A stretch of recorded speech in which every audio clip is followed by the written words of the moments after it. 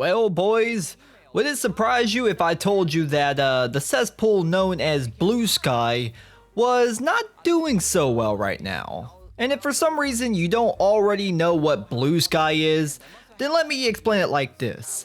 Imagine a cesspool like Twitter, but somehow it's filled with some even more insufferable people, and they all occupy a very specific part of the political spectrum, and that's Bluesky. Now look, I'm not saying that Twitter is a great platform. It's awful. It's got some of the worst people on it. It's got some of the most just chronically online, just unhinged motherfuckers on that platform on the daily. I only have to scroll through Twitter for like about 10 seconds and I already highly regret that decision. But Bluesky somehow takes that and makes it even worse. And recently there's been some talk that their user base is it's not doing so well. And a lot of people like me, you know, more normal people, we're not really blind to the reasons why that might be the case. Like for all the issues that Twitter has, and it has a lot, mostly because Elon doesn't know what the f he's doing with this platform. He spent a lot of money, and I don't think he's ever gonna recoup those costs. But regardless, for all the problems that Twitter has, the one thing I will give it credit for is that at least right now, with all the toxicity and stuff, at the very least there is differing opinions around the platform. You have people on the left, you have people on the right, you have people in the center like myself. You have a bunch of differing opinions, and so that leads to people arguing.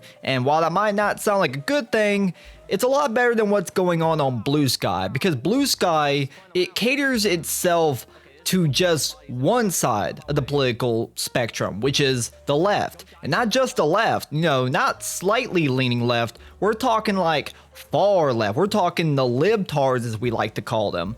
And when you get all of these very unhinged motherfuckers together, it just creates just a storm of just assery. Like there's no real discord or discussion happening on this platform. If you step out of line and say something that even slightly goes away from what, you know, is super left leaning, you will get dogpiled. You might even get reported until your account is banned. They do not allow differing opinions on this platform.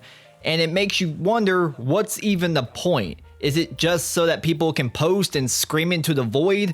Because if there's no room for discussion, then there's no room for this platform to even exist. It's probably the exact same reason why Truth Social is not doing so well, because on the other side of the spectrum, you have all these right-leaners going over there. And once again, just like with Bluesky, when you have all of one political side just congregating together, once again, no actual discussions, no debates, just an echo chamber and everybody just patting each other on the back and saying, you know, you're right, King. Yeah. And yeah, I don't think that's very entertaining. Like there's something oddly entertaining about watching people argue on Twitter. Like, I don't mind doing it myself. I try to stay out of it because I don't really want to spend energy. I have a life, unlike a lot of Bluesky and Twitter users. I know, shocker.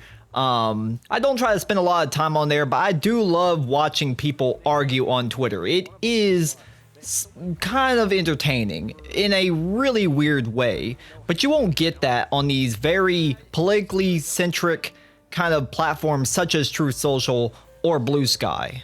Also, not to mention, I don't even know how Bluesky monetizes their platform. They don't really seem to have ads. They don't have like a premium service. So aside from just the political bullshittery that happens on that platform, how are they even monetizing the platform? I don't really get it. So that's probably not helping. Let's look at it this way. While I don't like to have arguments with people and debates on a daily basis like some people do, I do like having discussions with people that might differ at least slightly from my own opinion. I do this with my friends. Me and my friends, a lot of times we don't agree 100% on everything. Hell, we got some guys in my IRL friend group who are very much more left-leaning than the rest of us. and we disagree with them on a lot of things of the left-leaning variety. But we're still all friends, and I don't really mind having those conversations even if I disagree with them. And that's how I'm gonna apply this to other platforms like Twitter and Bluesky. There is no discussion. Like I've said 1,000 times, there is no discussion, there is no debate. It's just a bunch of people who all think the same way, trying to, I guess, close themselves off from all these other people that they don't want in their circle. It's like this weird clique or cult or whatever you want to call it. And to be fair, the left has basically become a cult, so it's really no surprise that that's pretty much the kind of reputation that Bluesky is kind of gotten for themselves. But that's really just my thoughts, man.